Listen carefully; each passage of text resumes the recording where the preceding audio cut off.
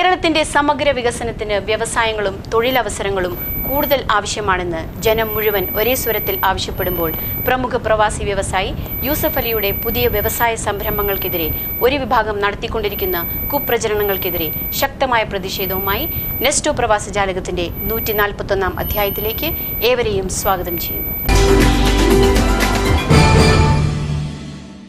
വികസന വിരുദ്ധർക്കെതിരെ പ്രവാസികളെ നിങ്ങൾ ഒന്നിക്കുക എന്ന തലക്കെട്ടിൽ ഫ്രണ്ട്സ് ക്രിയേഷൻ സംഘടിപ്പിച്ച മുഖാമുഖം പരിപാടിയിലേക്ക് ഏവർക്കും സ്വാഗതം. Cover story.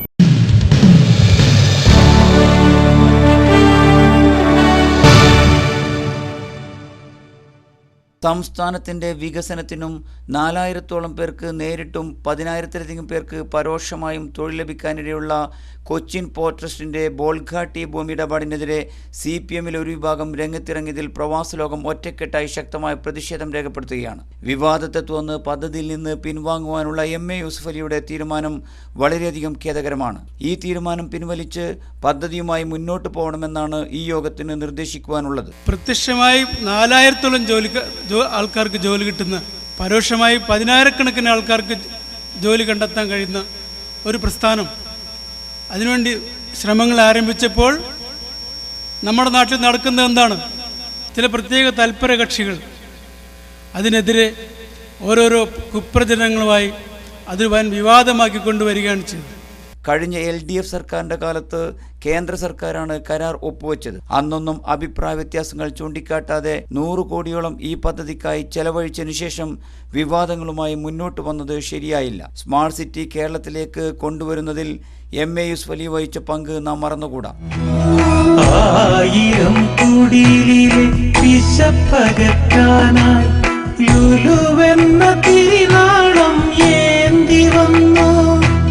ബോൾഗാട്ടി ഭൂമി ഇടപാടിനെതിരെ പലരും ഹൈക്കോടതിയെ മുമ്പ് സമീപിച്ചിരുന്നു. എന്നാൽ ഇതിലും നല്ല കരാർ ആരെങ്കിലും കൊണ്ടുവന്നാൽ ഈ കരാർ റദ്ദു ചെയ്യാമെന്നാണ് കോടതി പറഞ്ഞത്. ഇതിനാവശ്യമായ സമയവും അനുവദിച്ചതാണ്. എന്നാൽ അന്നൊന്നും ആരും മുന്നോട്ട് വന്നില്ല.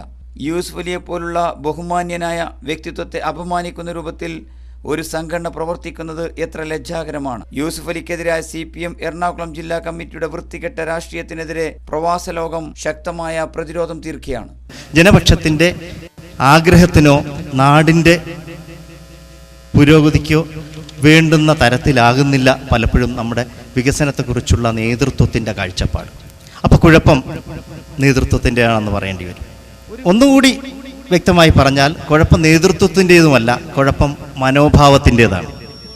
എന്തൊക്കെയോ ചില താല്പര്യങ്ങൾക്ക് വേണ്ടി ഒന്നെങ്കിൽ തങ്ങളുടെ പോക്കറ്റ് നിറയ്ക്കാൻ, അല്ലെങ്കിൽ തങ്ങളുടെ പാർട്ടി ഫണ്ടുകൾക്ക് നിശ്ചിതമായ വിഹിതം ലഭിക്കാതെ വരുമ്പോൾ ഭീഷണിപ്പെടുത്താനുള്ള ഒറ്റ ഉപാധി മാത്രമാണ് വികസനത്തെക്കുറിച്ചുള്ള അല്ലെങ്കിൽ പ്രകൃതിയെക്കുറിച്ചുള്ള സ്നേഹമായി നമ്മുടെ രാഷ്ട്രീയക്കാർക്ക് മാറുന്നു. പ്രവാസികൾ പോലും നാട്ടിൽ പോയിട്ട് എന്തെങ്കിലും ഒരു സ്വന്തമായൊരു പദ്ധതി തുടങ്ങണമെന്ന് ആഗ്രഹിക്കുമ്പോൾ അതിന് തടസ്സം നമ്മുടെ രാഷ്ട്രീയക്കാരെ തകർത്ത് കളയും.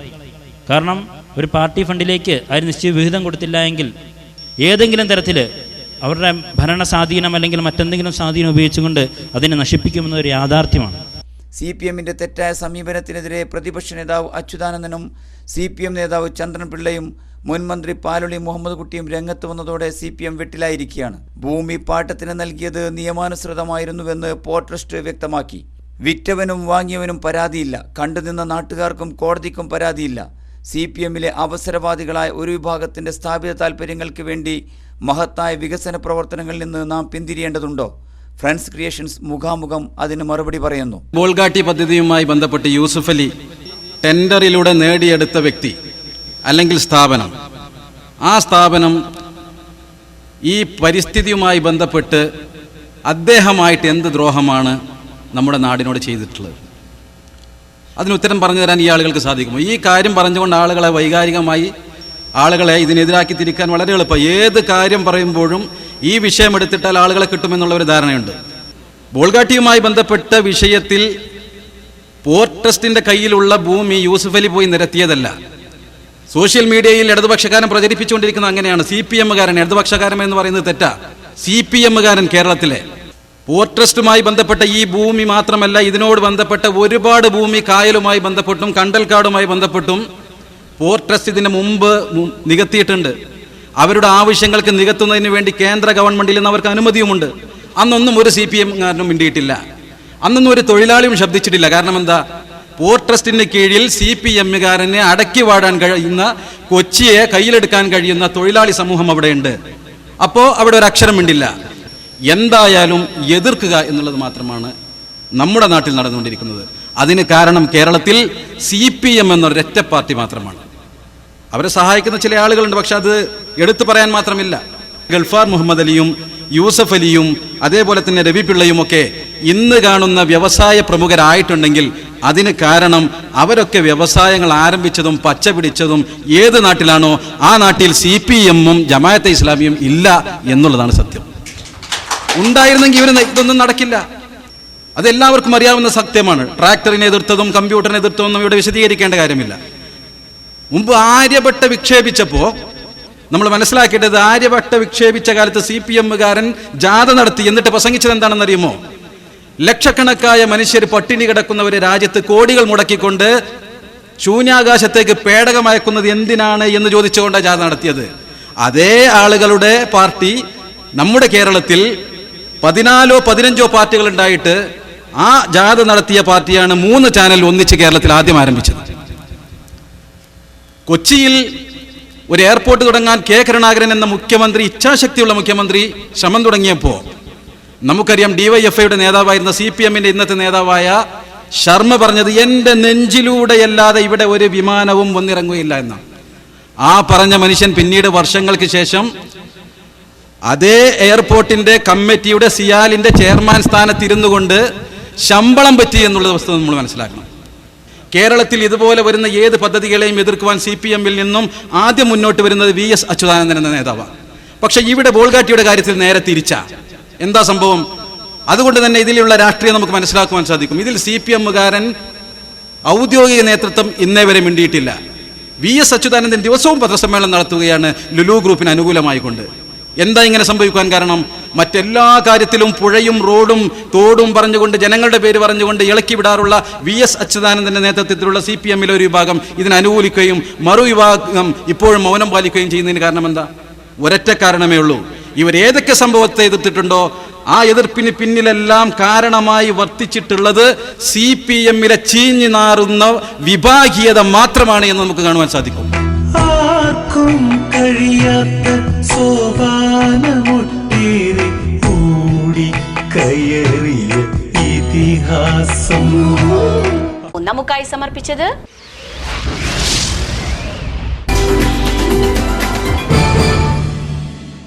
The Nesto Drive is on. The 6th anniversary celebrations. Win 3 Land Cruisers and 15 Toyota Corolla cars for shopping just for 50 Riyals.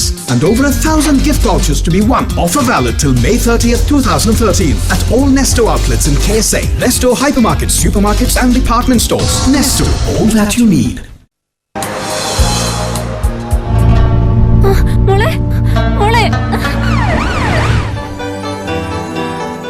നൂതന സാങ്കേതികതയുടെ സഹായത്താൽ തക്ക സമയത്ത് രോഗനിർണയം നടത്തി ചികിത്സിച്ചതുകൊണ്ട് എന്റെ കുട്ടി ഇപ്പൊ സേഫാണ്.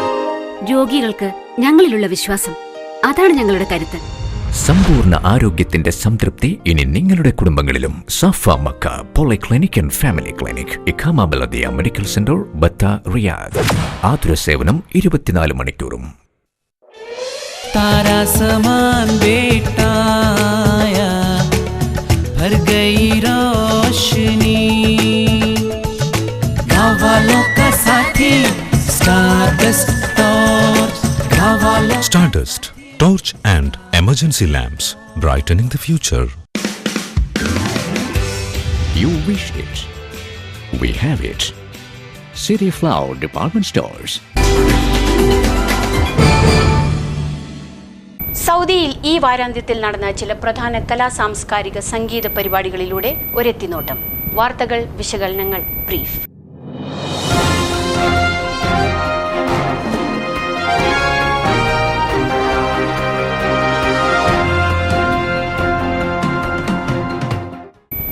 രാജീവ് ഗാന്ധി രക്തസാക്ഷി ദിനാചരണത്തിന്റെ ഭാഗമായി OICC Riyadh central committee Rajiv Gandhi അനുസ്മരണം സംഘടിപ്പിച്ചു. ഭീകരവാദത്തിനും ഭീകരതയ്ക്കെതിരെയുള്ള പ്രതിജ്ഞയോടെ ആരംഭിച്ച പരിപാടി സഫ മക്ക ഹാര മാനേജർ നൌഫൽ ഉദ്ഘാടനം ചെയ്തു. അഡ്വക്കേറ്റ് LK അജിത് അധ്യക്ഷത വഹിച്ചു. പുതിയ ഇന്ത്യയെ കെട്ടിപ്പടുക്കുന്നതിൽ രാജീവ് ഗാന്ധി വഹിച്ച പങ്ക് വളരെ വലുതായിരുന്നുവെന്നും ശാസ്ത്ര സാങ്കേതിക രംഗത്തും വാർത്താവിനിമയ രംഗത്തും ഇന്ത്യ നടത്തിയ കുതിപ്പിന് നേതൃത്വം നൽകിയത് രാജീവ് ഗാന്ധിയായിരുന്നുവെന്നും അനുസ്മരണ പ്രഭാഷണം നടത്തിയവർ പറഞ്ഞു. അഷ്റഫ് വടക്കേവിള മുഖ്യപ്രഭാഷണം നടത്തി. മാളിയേക്കൽ ക്രിയേഷൻസിന്റെ ബാനറിൽ ഷെരീഫ് സംവിധാനവും അഷ്റഫ് മൂവാറ്റുപുഴ നിർമ്മാണവും നിർവഹിച്ച് ഇന്ന് ഞാൻ എന്ന ടെലിഫിലിം ശ്രദ്ധേയമാവുന്നു. പൂർണ്ണമായും സൗദിയിൽ ചിത്രീകരിച്ച ആദ്യ ടെലിഫിലിം എന്ന പ്രത്യേകതയോടൊപ്പം ഈ ചിത്രം ഉയർത്തിപ്പിടിക്കുന്ന ആശയങ്ങൾ ഏറെ പ്രസക്തവുമാണ്. ഷംനാദ് കരുനാഗപ്പള്ളി, നിമ്ര ഹുസൈനും പ്രധാന കഥാപാത്രങ്ങളായി അഭിനയിക്കുന്ന ഈ ഹ്രസ്വചിത്രത്തിൽ റിയാദിലെ കലാസാംസ്കാരിക രംഗങ്ങളിൽ പ്രവർത്തിക്കുന്ന ഒട്ടേറെ പേർ അഭിനേതാക്കളായി കടന്നുവരുന്നുണ്ട്. പ്രവാസി സമൂഹത്തെ എക്കാലവും വഞ്ചിച്ചുകൊണ്ടിരിക്കുന്ന ചില സാമൂഹ്യ പ്രവർത്തകരെ ഈ ചിത്രം ശക്തമായി വിമർശിക്കുന്നുണ്ട്. ക്ഷണിക്കപ്പെട്ട അതിഥികൾക്കായി ഈ ചിത്രത്തിന്റെ പ്രദർശനം നെസ്റ്റോ ഓഡിറ്റോറിയത്തിൽ വെച്ച് നടന്നു. എഴുത്തുകാരൻ എം ഫൈസൽ ചിത്രത്തിന്റെ CD പ്രകാശനം നിർവഹിച്ചു. സൗദിയിലെ പുതിയ തൊഴിൽ നിയമങ്ങളിൽ തൊഴിൽ നഷ്ടമായവർക്ക് സാന്ത്വനമേകി പ്രമുഖ മലയാളി വ്യവസായി രവി പിള്ളയുടെ നാസർ അൽ ഹാജറി കമ്പനി രംഗത്ത്. റിയാദ് അൽ ആലിയ സ്കൂളിൽ വെച്ച് നടന്ന റിക്രൂട്ട്മെന്റിലൂടെ 2000-ഓളം പേരെ വിവിധ തസ്തികകളിലേക്കായി റിക്രൂട്ട് ചെയ്തതായി മാനേജ്മെന്റ് അറിയിച്ചു. 2 ദിവസങ്ങളായി നടന്ന റിക്രൂട്ട്മെന്റിൽ പങ്കെടുത്ത ആയിരങ്ങളിൽ നിന്നും യോഗ്യതയുള്ളവരെ കണ്ടെത്തുകയായിരുന്നു. കഴിഞ്ഞ ആഴ്ചയിൽ ജിദ്ദയിൽ വെച്ച് നടന്ന ഓപ്പൺ ഫോറത്തിലും കുറെ ഉദ്യോഗാർത്ഥികളെ കണ്ടെത്തിയതായും അടുത്ത ആഴ്ചയിൽ ദമാമിൽ സമാനമായ ഇന്റർവ്യൂ നടക്കുമെന്നും മാനേജ്മെന്റ് അറിയിച്ചു. ഇടം സാംസ്കാരിക വേദിയുടെ ആഭിമുഖ്യത്തിൽ TP ചന്ദ്രശേഖരൻ അനുസ്മരണം നടത്തി. വഴിതെറ്റുന്ന ഇടതുപക്ഷവും വഴി തേടുന്ന ഇടതുപക്ഷ ബദലുകളും എന്ന വിഷയത്തിൽ സെമിനാറും സംഘടിപ്പിച്ചു. മാപ്പിളപ്പാട്ടിന്റെ വിപണന മൂല്യം തിരിച്ചറിഞ്ഞ ചാനലുകളും സിനിമകളും മാപ്പിളപ്പാട്ടിനെ കൂടുതൽ ആസ്വാദകരിലേക്ക് എത്തിക്കുന്നുണ്ടെങ്കിലും പഴയ മാപ്പിളപ്പാട്ടുകളുടെ ലാളിത്യവും പൈതൃകവും പുതിയ പാട്ടുകൾക്കില്ലെന്നും പുതിയ പാട്ടുകളിൽ പലതും അല്പായുസുകളാണെന്നും പ്രമുഖ മാപ്പിളപ്പാട്ട് നിരൂപകൻ ഫൈസൽ എളേറ്റിൽ റിയാദിൽ പറഞ്ഞു. ഫ്രണ്ട്സ് ക്രിയേഷൻ സംഘടിപ്പിച്ച സ്വീകരണ പരിപാടിയിൽ സംസാരിക്കുകയായിരുന്നു അദ്ദേഹം. നെസ്റ്റോ ഓപ്പറേഷൻസ് മാനേജർ അഷ്റഫ് പരിപാടി ഉദ്ഘാടനം ചെയ്തു. നവാസ് അധ്യക്ഷത വഹിച്ചു. VJ നസറുദ്ദീൻ അതിഥിയെ സദസ്സിന് പരിചയപ്പെടുത്തി. മാധ്യമപ്രവർത്തകൻ മീരാൻ സാഹിബ് ഫൈസലിന് മൊമെന്റോ സമ്മാനിച്ചു. പ്രവാസജാലകത്തിന്റെ എഡിറ്റർ ഫൈസൽ ആലപ്പുഴ, അവതാരക സരിത മോഹൻ, കീർത്തന ഗിരിജൻ എന്നിവരെ ചടങ്ങിൽ ആദരിച്ചു. ഇവർക്കുള്ള മൊമെന്റോ ഫൈസൽ കൈമാറി. Sanford electronics, royal travels, Sana gold chocolate, doctor Sameer polyclinic എന്നിവർ പരിപാടിയുടെ പ്രായോജകരായിരുന്നു. നിതാഖത്ത് തൊഴിൽ പ്രശ്നങ്ങളിൽ ദുരിതമനുഭവിക്കുന്നവരെ പങ്കെടുപ്പിച്ചുകൊണ്ട് ഇന്ത്യൻ ഇസ്ലാഹി സെന്റർ റിയാദിൽ സംഘടിപ്പിച്ച ഓപ്പൺ ഫോറം ശ്രദ്ധേയമായി. ഇബ്രാഹിം സുബ്ഹാൻ ഉദ്ഘാടനം ചെയ്ത പരിപാടിയിൽ ജലാൽ എറണാകുളം അധ്യക്ഷത വഹിച്ചു. നോർക്ക സൗദി കൺസൾട്ടന്റ് ഷിഹാബ് കൊട്ടുകാട്, ബഷീർ പാണ്ടിക്കാട് തുടങ്ങിയവർ സംസാരിച്ചു. സദസ്സിന്റെ ചോദ്യങ്ങൾക്ക് ഷിഹാബ് മറുപടി നൽകി. ഇഖാമയോ പാസ്പോർട്ടോ ഇല്ലാത്തവരും സ്പോൺസറിൽ നിന്നും ഒളിച്ചോടിയവരും ഹുറൂബാക്കപ്പെട്ടവരും പലിശക്കിണിയിൽ കുടുങ്ങി നാട്ടിൽ പോകാനാകാതെ വിഷമിക്കുന്നവരുമെല്ലാം പങ്കെടുത്ത ഓപ്പൺ ഫോറത്തിൽ ഒട്ടേറെ പ്രശ്നങ്ങൾ പരിഹരിക്കപ്പെട്ടു. മയിൽപീലി റിയാലിറ്റി ഷോ 2ാം ഘട്ടത്തിലേക്ക് പ്രവേശിക്കുന്നു. റിയാദ് റമാദ് ഓഡിറ്റോറിയത്തിൽ വെച്ച് നടന്ന പരിപാടിയിൽ ജൂനിയർ, സീനിയർ, പബ്ലിക് എന്നിങ്ങനെ 3 വിഭാഗങ്ങളിലായി നടന്ന മത്സരങ്ങളിൽ 13 പേർ പങ്കാളികളായി. Pallavi round, music round, singers round, situation round, കവിത റൗണ്ട് എന്നിങ്ങനെ 7 റൗണ്ടിലൂടെ മത്സരാർത്ഥികൾ മികച്ച പ്രകടനമാണ് കാഴ്ചവെച്ചത്. ദമാം, ജിദ്ദ എന്നിവിടങ്ങളിൽ മയിൽപീലി 2ാം ഘട്ട മത്സരം ജൂലൈ അവസാന വാരത്തിൽ നടക്കുമെന്ന് സംഘാടകർ അറിയിച്ചു. പരിപാടിയിൽ അതിഥികളായി പങ്കെടുത്ത മിർസ ഷെരീഫ്, കീർത്തന ഗിരിജൻ എന്നിവർ ഗാനങ്ങൾ അവതരിപ്പിച്ചു. മത്സരാർത്ഥികൾക്കുള്ള ഉപഹാരങ്ങൾ ചടങ്ങിൽ കൈമാറി.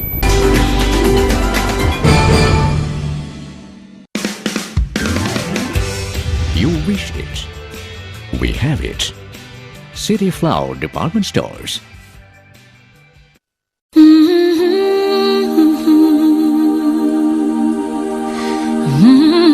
പ്രിയപ്പെട്ടവരുടെ സ്വപ്ന സാക്ഷാത്കാരം,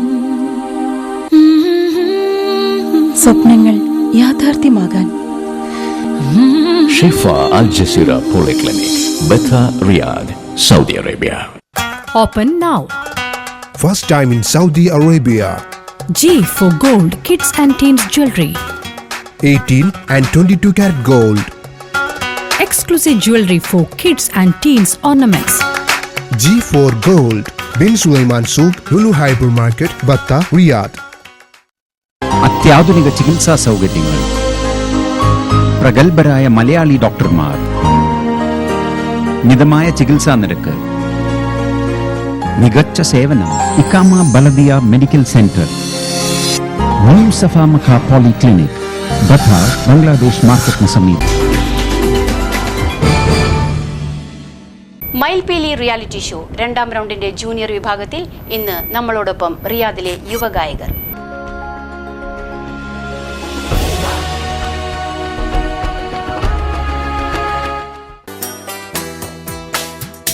ഉമ്മയെ ചോദിച്ചു പൊന്നും മോളുകരയല്ലേ, നിന്റെ ഉപ്പയുടെ കൽവിനുള്ളിൽ തീ പടർത്തിയിടല്ലേ.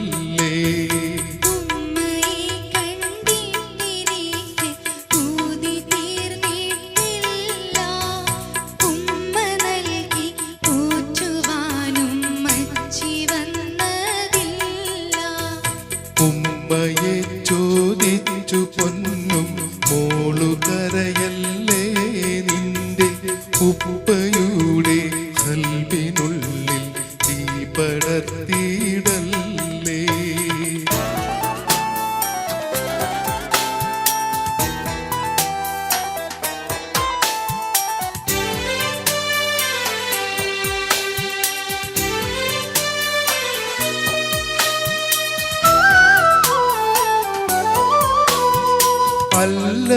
അല്ലലേൽപ്പിക്കാതെ നിന്നെ പോറ്റിടാം പൂമോളെ, അല്ലലേൽപ്പിക്കാതെ നിന്നെ പോറ്റിടാം പൂമോളെ. എൻ മുല്ലയെ പുറക്കുവാൻ പൊന്നുമ്മ വന്നിടും നാളെ.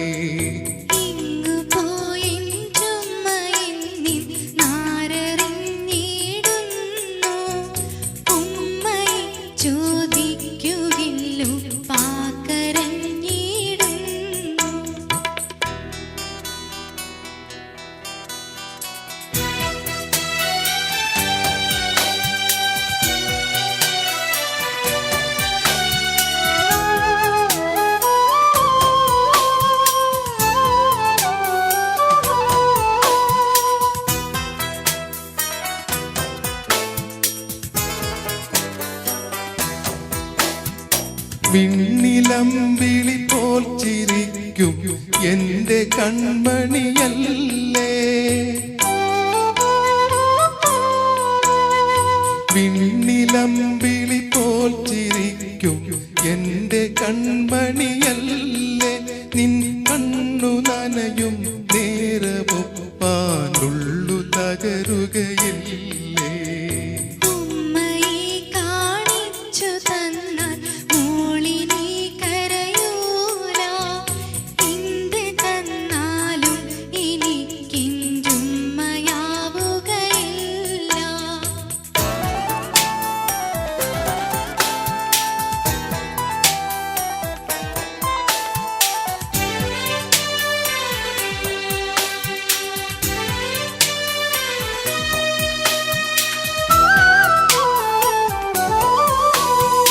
ഉപ്പയില്ലേ ഉമ്മയെന്തിന് എന്റെ പൊന്നും മോൾക്ക്, ഉപ്പയില്ലേ ഉമ്മയെന്തിന് എന്റെ പൊന്നും മോൾക്ക്. കളിക്കോപ്പു വാങ്ങി കൂട്ടിവച്ചതൊക്കെയും ഇന്നാർക്ക്.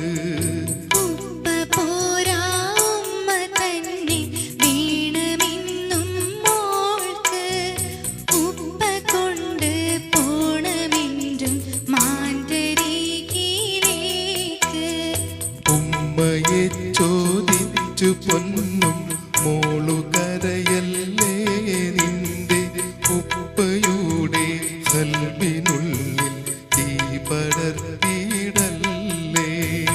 ഉമ്മയെ കണ്ടിട്ടെനിക്ക്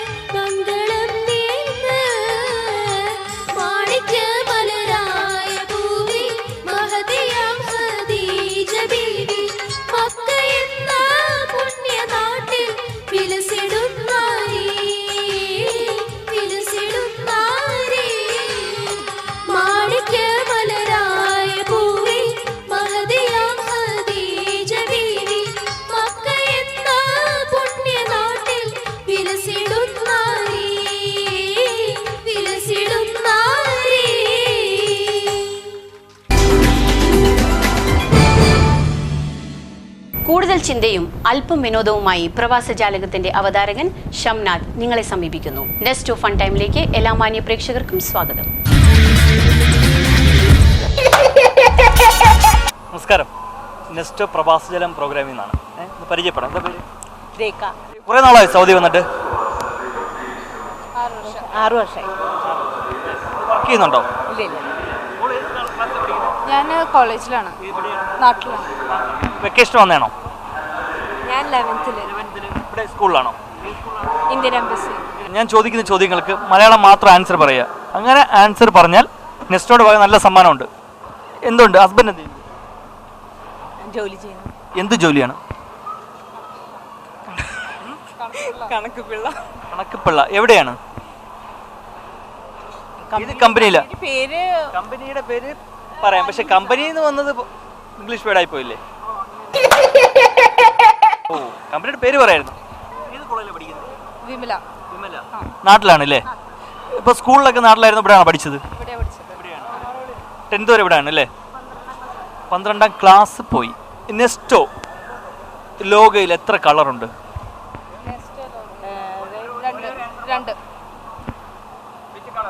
2 റെഡും ഗ്രീനും. ഓക്കെ. അപ്പോൾ എന്തായാലും നന്നായി സഹകരിച്ചുകൊണ്ടൊരു ഗിഫ്റ്റ് ഉണ്ട്. 2 കളറാണ്. അപ്പോൾ സമ്മാനം കിട്ടിയിട്ടുണ്ട്. വീണ്ടും നെസ്റ്റോയിൽ വരണം, സർപ്രൈസ് ഗിഫ്റ്റ് ഉണ്ടാവും. ഇത് തരാനായിട്ട് Nesto operation manager mister Ashraf, please. Thank you. അപ്പോൾ വീണ്ടും വരിക, സമ്മാനം വാങ്ങുക. ഓക്കെ. നെസ്റ്റോ പ്രവാസജാലകത്തിന്റെ ഈ അധ്യായം ഇവിടെ അവസാനിക്കുന്നു. നിങ്ങളുടെ വിമർശനങ്ങൾ ഞങ്ങൾ ഏറെ സ്വാഗതം ചെയ്യുന്നു. അടുത്ത എപ്പിസോഡിൽ കണ്ടുമുട്ടും വരെ നന്ദി, നമസ്കാരം.